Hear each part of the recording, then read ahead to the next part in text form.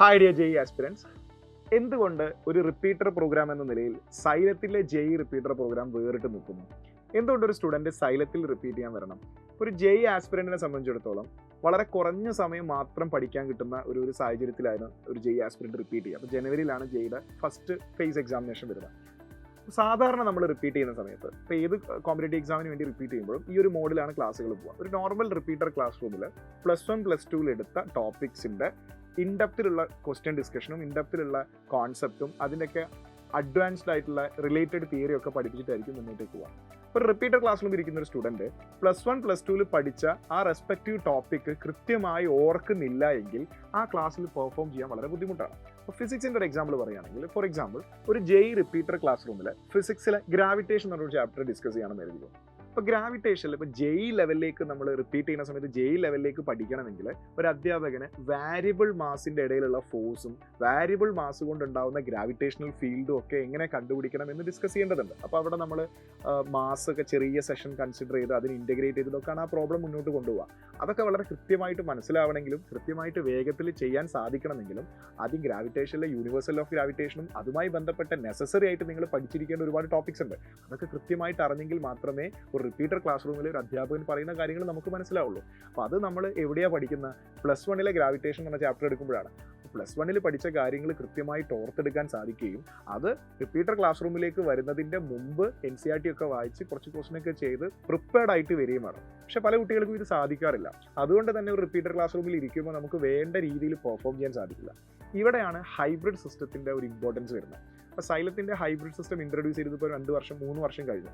അപ്പോൾ കഴിഞ്ഞ 2 academic ഇയറായി NEET ബാച്ചുകളിൽ hybrid system വളരെ സക്സസ്ഫുള്ളി മുന്നോട്ട് കൊണ്ടുപോവുകയും അതേ സിസ്റ്റം തന്നെ എന്നാൽ ഒരുപാട് മാറ്റങ്ങൾ വരുത്തിയിട്ട് ജെയിൽ എങ്ങനെ ഇംപ്ലിമെൻറ്റ് ചെയ്യാം എന്നുള്ള ആലോചനയിലാണ് ഈ വർഷം നമ്മൾ ഹൈബ്രിഡ് സിസ്റ്റം ജെയിലേക്ക് കൊണ്ടുവരുന്നത്. നീറ്റിൽ നിന്ന് ഒരുപാട് മാറ്റങ്ങൾ വരുത്തി ഒരുപാട് വ്യത്യാസങ്ങൾ വരുത്തിയിട്ടാണ് ജെയിലേക്ക് ഈ ഹൈബ്രിഡ് സിസ്റ്റം വരുന്നത്. കാരണം ജെഇ ഫോക്കസ് ചെയ്യുന്ന ഒരു കുട്ടിക്ക് പഠിക്കേണ്ട രീതികളും ജെഇ ഫോക്കസ് ചെയ്യുന്ന ഒരു കുട്ടി പഠിക്കേണ്ട ആ ഒരു പാറ്റേണും നീറ്റിൽ നിന്ന് വ്യത്യസ്തമാണ്. അപ്പോൾ അതിൻ്റെ ഒരു അഡ്വാൻറ്റേജും ഹൈബ്രിഡ് ലേണിങ്ങിൻ്റെ ഒരു ബ്ലെൻഡിങ് കൂടെ വരുന്ന സമയത്ത് വളരെ എഫക്റ്റീവ് ആയിട്ടുള്ളൊരു പ്രോഗ്രാമാണ് ഈ വർഷത്തെ കുട്ടികൾക്കായിട്ട് ഹൈബ്രിഡിൽ ജെഇ റിപ്പീറ്റേഴ്സിനായിട്ട് കാത്തിരിക്കുന്നത്. ഹൈബ്രിഡിലേക്ക് വരുന്ന സമയത്ത് ഒരു സ്റ്റുഡൻറ്റ് തലേ ദിവസം, അതായത് ഓഫ്ലൈൻ ക്ലാസ്സിൻ്റെ തൊട്ട് തലേ ദിവസം ഹോസ്റ്റലിൽ ഇരുന്നുകൊണ്ട് നമ്മുടെ സൈലന്റ് ടാബ്ലറ്റും സൈലന്റ് മെറ്റീരിയലും യൂസ് ചെയ്തുകൊണ്ട് കൃത്യമായ ഒരു ബേസ് ലേണിംഗ് നടത്തുകയാണ്.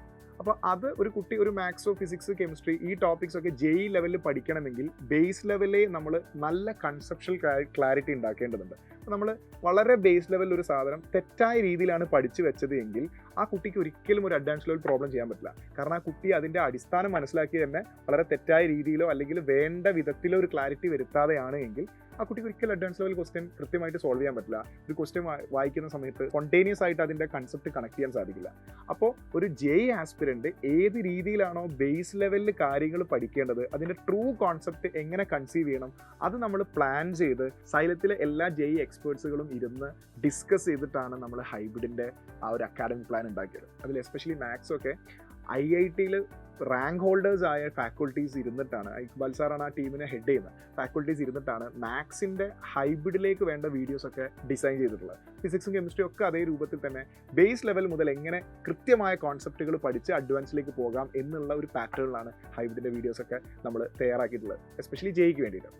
അപ്പോൾ ഇത് കൃത്യമായി പഠിച്ച് അതിൻ്റെ മെറ്റീരിയൽ നിങ്ങൾ നോട്ട് എഴുതിയെടുക്കേണ്ട ആവശ്യമില്ല. നമുക്ക് വേണ്ട കോൺസെപ്റ്റുകളൊക്കെ സ്റ്റേറ്റ്മെൻ്റ് ആയിട്ട് വരുന്ന കോൺസെപ്റ്റുകളൊക്കെ പ്രിൻ്റ് ചെയ്തിട്ടുള്ള ഒരു മെറ്റീരിയലാണ് DPP. അതിൽ ക്വസ്റ്റ്യൻസും പ്രിൻ്റ് ചെയ്ത് വെച്ചിട്ടുണ്ട്. പക്ഷേ അവിടെ നിങ്ങൾ പ്രാക്ടീസ് ചെയ്യേണ്ട ക്വസ്റ്റ്യൻസ് ഒക്കെ നിങ്ങൾ പ്രാക്ടീസ് ചെയ്യും. എഴുതിയെടുക്കേണ്ട ചില പോയിന്റ്സുകളൊക്കെ ഉണ്ടാവും. അപ്പം ഫിസിക്സിനെ കുറിച്ച് പറയുകയാണെങ്കിൽ ചില മാത്തമാറ്റിക്കൽ കാൽക്കുലേഷൻസ് ഒക്കെ നമ്മൾ എഴുതുമ്പോഴാണ് കൃത്യമായിട്ട് നമ്മളത് പഠിക്കുന്നത്. അപ്പോൾ അത്തരം എഴുതേണ്ട പോയിന്റുകളൊക്കെ കൃത്യമായിട്ടുള്ളൊരു സ്പേസ് കൊടുത്തുകൊണ്ടാണ് ആ മെറ്റീരിയൽ തയ്യാറാക്കിയിട്ടുള്ളത്. അപ്പോൾ നിങ്ങൾ വീഡിയോ ക്ലാസ് കാണുന്നു, വീഡിയോ ക്ലാസ്സിൻ്റെ ഒരു സ്ട്രക്ചറിനനുസരിച്ചാണ് ആ DPP പോകുന്നത്. നമ്മൾ എഴുതിയെടുക്കേണ്ട പോയിന്റ്സുകളൊക്കെ എത്തുമ്പോൾ ആ സ്പേസിൽ നമ്മൾ എഴുതിയെടുക്കുകയും അവിടെ ഒരു കോപ്പി റൈറ്റ് ചെയ്യുകയല്ല വേണ്ടത്. നിങ്ങൾ ആ വീഡിയോയിൽ ആ കോൺസെപ്റ്റ് എക്സ്പ്ലെയിൻ ചെയ്യുന്നു, അധ്യാപകൻ ആ ടോപ്പിക്സ് ആ ഡെറിവേഷൻസ് ഒക്കെ എഴുതുമ്പോൾ അത് നിങ്ങൾ മനസ്സിലാക്കി സ്വയം എഴുതിയെടുക്കുകയാണ് വേണ്ടത്. അപ്പോൾ ആ രൂപത്തിൽ കൃത്യമായ ബേസ് ലേണിംഗ് നടത്തി കാര്യങ്ങളൊക്കെ സെറ്റാക്കി വീഡിയോ ക്ലാസ്സിൽ തന്നെ ആ ബേസിന് അഡ്വാൻസിലേക്ക് പോകുന്ന രൂപത്തിൽ അഡ്വാൻസ് ലെവൽ ക്വസ്റ്റ്യൻസ് പോലും വീഡിയോ ക്ലാസ്സിൽ ചെയ്ത് അത് നിങ്ങളെ കൊണ്ട് ചെയ്യിപ്പിച്ച് ഒരു നല്ല പ്രിപ്പറേഷൻ നടത്തുകയാണ് ശരിക്കും തലേ ദിവസം ഹോസ്റ്റലിൽ സംഭവിക്കുന്നത്. അതിൽ നിങ്ങൾ തന്നെ സ്വയം ക്വസ്റ്റ്യൻസ് നിങ്ങൾക്ക് സ്വയം പ്രാക്ടീസ് ചെയ്യാനുള്ള ക്വസ്റ്റ്യൻസും നമ്മുടെ മെറ്റീരിയൽ അകത്തുണ്ട്.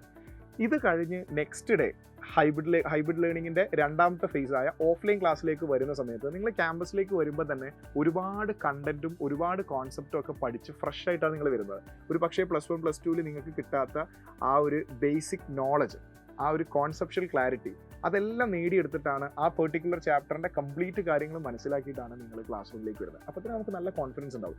കാരണം നമ്മൾ ഓഫ്ലൈൻ ക്ലാസ്സിൽ നമ്മൾ അധ്യാപകൻ പഠിപ്പിക്കാൻ പോകുന്ന ടോപ്പിക്സിൻ്റെ കറക്റ്റ് കോൺസെപ്ഷ്യൽ ക്ലാരിറ്റി കിട്ടിയിട്ടാണ് നമ്മൾ ക്ലാസ് റൂമിലേക്ക് വരുന്നത്. ഒരു അധ്യാപകൻ ക്ലാസ്സിലേക്ക് വരുമ്പോൾ അധ്യാപകൻ എടുക്കാൻ പോകുന്ന കാര്യങ്ങൾ എന്താണെന്ന് നമുക്കറിയാം. അതിൽ ക്വസ്റ്റ്യൻ ചെയ്യാനുള്ള മെത്തേഡ് എന്താണെന്നുള്ളതിനെ കുറിച്ചൊരു ധാരണ നമുക്കുണ്ട്. അപ്പോൾ നമുക്ക് ധൈര്യത്തിൽ പെർഫോം ചെയ്യാനും ആൻസേഴ്സ് വിളിച്ചു പറയാനും നമുക്കൊരു കോൺഫിഡൻസോടുകൂടി ക്ലാസ്സിൽ ഇരിക്കാൻ സാധിക്കും. അത് എല്ലാ കുട്ടികൾക്കും ഒരേ കോൺഫിഡൻസിൽ ഇരിക്കാൻ സാധിക്കും. കാരണം എല്ലാ കുട്ടികളും പ്രിപ്പയർ ചെയ്യുന്നത് ഒരേ പാറ്റേണിലുള്ള മെറ്റീരിയലാണ്. അങ്ങനെ നമ്മൾ ഓഫ്ലൈൻ ക്ലാസ്സിൽ എത്തുന്നു. തലേ ദിവസം നമ്മൾ പഠിച്ചതിൽ നമുക്കുണ്ടായ സംശയങ്ങളൊക്കെ നമ്മൾ അവിടെ ക്ലിയർ ചെയ്യുന്നു. ഈ സെയിം ടോപ്പിക്സ് വീണ്ടും മറ്റൊരു അധ്യാപകൻ നമ്മളെ പഠിപ്പിച്ചിരുന്നു. പക്ഷേ ക്വസ്റ്റ്യൻസ് ഡിഫറൻറ്റ് ക്വസ്റ്റ്യൻസ് ആണ്. ഓൺലൈൻ ക്ലാസ്സിൽ നിങ്ങൾ ചെയ്ത ക്വസ്റ്റ്യൻസ് അല്ല ഓഫ്ലൈനിൽ നിങ്ങൾ ചെയ്യുന്നത്. അതിൽ നിന്ന് എൻറ്റയർലി ഡിഫറൻ്റ് ആയ മറ്റൊരു ആംഗിളിലുള്ള ക്വസ്റ്റ്യൻസ് ആണ് നമ്മൾ ഓഫ്ലൈനിലേക്കും ഓൺലൈനിലേക്കും സെപ്പറേറ്റ് ആയിട്ട് മാറ്റി സെറ്റ് ചെയ്ത് വെച്ചിട്ടുള്ളത്. അവിടെ തന്നെ നിങ്ങളുടെ ആ ഒരു എക്സ്പ്ലോഷൻ നിങ്ങൾക്ക് അവിടെ വെച്ചിട്ട് തന്നെ നിങ്ങൾക്ക് ലഭിക്കും. അത് കൃത്യമായി നിങ്ങൾ ഫോളോ ചെയ്യുമ്പോൾ പ്രകടമായൊരു മാറ്റം നിങ്ങൾക്ക് കാണാൻ സാധിക്കും. അത് 1-2 ചാപ്റ്റേഴ്സ് മുന്നോട്ട് പോകുമ്പോൾ നിങ്ങൾക്ക് ആ ഒരു എക്സ്പീരിയൻസ് മനസ്സിലാവും. അപ്പോൾ ഈ രൂപത്തിലാണ് നമ്മുടെ ഹൈബ്രിഡ് ലേണിങ്ങിൻ്റെ പ്രോഗ്രാം മുന്നോട്ടേക്ക് പോകുന്നത്. ഇനി ഇതിനോടൊപ്പം നിങ്ങൾക്ക് ലഭിക്കുന്ന ഒരു എക്സാമിനേഷൻ സീരീസ് ഉണ്ട്. ഈ വർഷത്തെ എക്സാമിനേഷൻ സീരീസ് വളരെ റിഫൈൻഡ് ആയിട്ടും വളരെ സയൻറ്റിഫിക്കലി സിസ്റ്റമാറ്റിക്കലി അറേഞ്ച് ചെയ്തിട്ട് ഒരു എക്സാമിനേഷൻ സീരീസാണ് നിങ്ങൾക്ക് ഈ ഹൈബ്രിഡ് ലേണിങ്ങിൽ നമ്മൾ പ്ലാൻ ചെയ്തിട്ടുള്ളത്. അതിൽ ഡെയിലി വരുന്ന മിനി ജെയ് എക്സാമിനേഷനാണ് ഏറ്റവും പ്രധാനപ്പെട്ട ഒരു പോയിന്റ് എന്ന് പറയുന്നത്. ഞാൻ നേരത്തെ പറഞ്ഞ പോലെ നിങ്ങൾ തലേ ദിവസം ഹോസ്റ്റലിൽ ഇരുന്ന് കൃത്യമായി പ്രിപ്പയർ ചെയ്ത് ക്യാമ്പസിലേക്ക് വരുന്നു. ഞാൻ പറഞ്ഞല്ലോ വളരെ കോൺഫിഡൻസോടുകൂടി നിങ്ങൾ ക്യാമ്പസിലേക്ക് വരുന്നു. ആ കോൺഫിഡൻസ് ഒന്ന് മെഷർ ചെയ്യാനും കൂടെ ആണ് രാവിലെ നടത്തപ്പെടുന്ന ഈ മിനി ജെയ് എക്സാമിനേഷൻ വരുന്നത്. അതായത് നിങ്ങൾ ഓഫ്ലൈൻ ക്ലാസ് തുടങ്ങുന്നതിന് മുമ്പ് നിങ്ങളൊരു എക്സാം എഴുതിയിട്ടാണ് ഓഫ്ലൈൻ ക്ലാസ്സിലേക്ക് വരുന്നത്.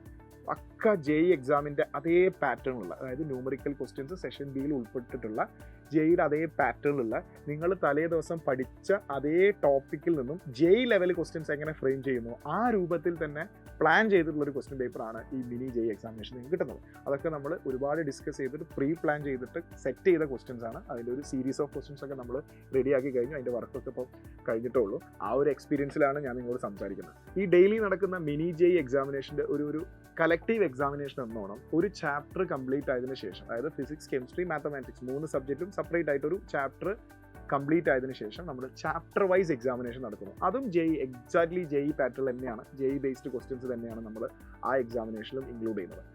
അങ്ങനെ അതും കഴിഞ്ഞ് മുന്നോട്ട് പോകുന്നു. നമുക്ക് ഇടയ്ക്കായി all Kerala GIB great Indian bustard examination. അപ്പോൾ കഴിഞ്ഞ വർഷമൊക്കെ നമ്മൾ ഓൾ കേരള CBT ബേസ്ഡ് കേരളത്തിലെ എല്ലാ ജില്ലയിലും കമ്പ്യൂട്ടർ ബേസ്ഡ് എക്സാമിനേഷൻ ജെയ് എക്സാമിനേഷൻ നമ്മൾ നടത്തിയിട്ടുണ്ട്.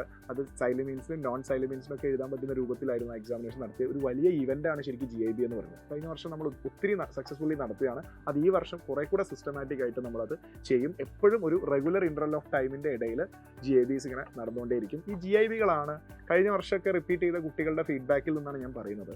ഈ GIBകളാണ് പല കുട്ടികൾക്കും അവരുടെ പൊസിഷൻ ഒന്ന് ഉയർത്താനും അവർ പഠിക്കുന്ന രീതിയിലുള്ള മിസ്റ്റേക്കുകളൊക്കെ മനസ്സിലാക്കി ഒന്നും കൂടെ റിഫൈൻഡ് ആവാനൊക്കെ GIBകളാണ് കുട്ടികളെ ഏറ്റവും നന്നായിട്ട് ഹെൽപ്പ് ചെയ്യുന്നത്. അങ്ങനെ GIBകൾ നടക്കുന്നു.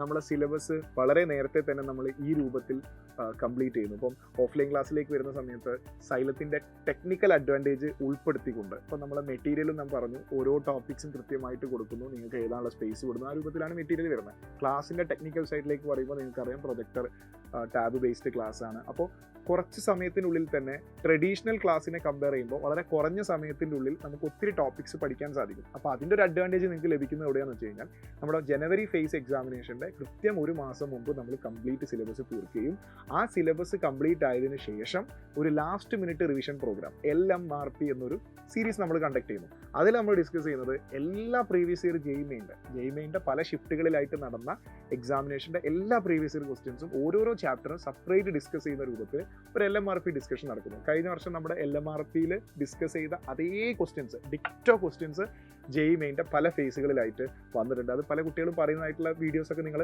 കണ്ടിട്ടുണ്ടാവും. അപ്പോൾ ഈ LMRP സീരീസിനോടൊപ്പം തന്നെ LMRP സീരീസ് കഴിയുന്നതിനോടൊപ്പം നമ്മൾ മോക്ക് എക്സാമിനേഷൻ്റെ സീരീസ് നമ്മൾ സ്റ്റാർട്ട് ചെയ്യും. അതിൽ തന്നെ ഏറ്റവും എക്സ്ക്ലൂസീവായി ഞാൻ ഈ പറയാൻ പോകുന്ന ഫീച്ചർ സൈലത്തിൽ നിന്നല്ലാതെ മറ്റൊരു പ്ലാറ്റ്ഫോമിൽ നിന്ന് നിങ്ങൾക്ക് ലഭിക്കില്ല. അതാണ് നമ്മുടെ ALTS, all India test series. ഇന്ത്യയിലെ വിവിധ ഭാഗങ്ങളിലുള്ള JEE ആസ്പിരൻസിനോടൊപ്പം നിങ്ങൾ എക്സാമിനേഷൻ എഴുതി ഒരു ഓൾ ഇന്ത്യ റാങ്ക് ലിസ്റ്റും കൂടെ കണ്ട്, ഒരു ഓൾ ഇന്ത്യ റാങ്ക് ലിസ്റ്റ് വരുന്ന സമയത്ത് നിങ്ങളുടെ പൊസിഷൻ, നിങ്ങളുടെ സ്റ്റാറ്റസ് എന്തായിരിക്കുമെന്ന് നോർത്ത് ഇന്ത്യൻ സ്റ്റുഡൻസിനോടൊപ്പം കോമ്പറ്റീറ്റ് ചെയ്ത് മനസ്സിലാക്കാവുന്ന ഒരു ഗോൾഡൻ ഓപ്പർച്യൂണിറ്റിയാണ് ശരിക്കും ഈ ഓൾ ഇന്ത്യ ടെസ്റ്റ് സീരീസ് എന്ന് പറയുന്നത്. അപ്പോൾ ആ എക്സാമിനേഷനും കൂടെ എഴുതിയിട്ടാണ് നിങ്ങൾ JEEയുടെ ഫസ്റ്റ് ഫേസിലേക്ക് പോകുന്നത്. അപ്പോൾ ഇത്രയും സിസ്റ്റമാറ്റിക് ആയ, സ്ട്രക്ചേർഡ് ആയ ഒരു പാത്തിലൂടെയാണ് നിങ്ങളെ കടത്തി വിട്ടിട്ട് എക്സാമിനേഷനിലേക്ക് പറഞ്ഞേക്കുന്നത്. അപ്പോൾ അതിൻ്റെ ഒരു മാറ്റം നിങ്ങൾക്ക് ആ എക്സാമിനേഷൻ എഴുതുമ്പോൾ തീർച്ചയായിട്ടും അനുഭവപ്പെടും. അങ്ങനെ ഫസ്റ്റ് ഫേസ് എക്സാമിനേഷന് ശേഷം നമ്മൾ സെക്കൻഡ് ഫേസ് വരെ, ഫസ്റ്റ് ഫേസ് കഴിഞ്ഞ് സെക്കൻഡ് ഫേസ് വരെയുള്ള ഗ്യാപ്പിൽ LMRPയുടെ പാർട്ട് 2 നമ്മൾ കണ്ടക്ട് ചെയ്യുന്നതാണ്. അതായത് LMRP പാർട്ട് 1 ഫുൾ ടോപ്പിക് നമ്മൾ കംപ്ലീറ്റ് ചെയ്യും. അതിൻ്റെ തന്നെ അടുത്ത വേർഷനാണ് പാർട്ട് 2 എന്ന് പറയുന്നത്. എഗെയിൻ നമ്മൾ റിവൈസ് ചെയ്യണം, കണ്ടിന്യൂസ്ലി റിവൈസ് ചെയ്തുകൊണ്ടിരിക്കുക, കണ്ടിന്യൂസ്ലി പ്രോബ്ലം ചെയ്തുകൊണ്ടിരിക്കുക. അതാണ് നമ്മൾ ലാസ്റ്റ് സമയത്ത് നമ്മൾ ചെയ്യേണ്ടതും, അതാണ് നമ്മുടെ പ്ലാനിലുള്ളതും. അപ്പോൾ ഈ ഒരു രൂപത്തിലാണ് ഈ വർഷത്തെ JEE റിപ്പീറ്റർ പ്രോഗ്രാം സൈലം നിങ്ങൾക്കായിട്ട് ഒരുക്കി വെച്ചിരിക്കുന്നത്. അപ്പോൾ JEEക്ക് റിപ്പീറ്റ് ചെയ്യാൻ ആഗ്രഹിക്കുന്ന വിദ്യാർത്ഥികൾ ഈ വീഡിയോ പൂർണ്ണമായി കണ്ട് സൈലത്തിൻ്റെ അക്കാഡമിക് രീതി എന്താണെന്ന് മനസ്സിലാക്കി നല്ലൊരു മികച്ച തീരുമാനമെടുത്ത് മുന്നോട്ടേക്ക് പോകാം. All the very best. Thank you so much.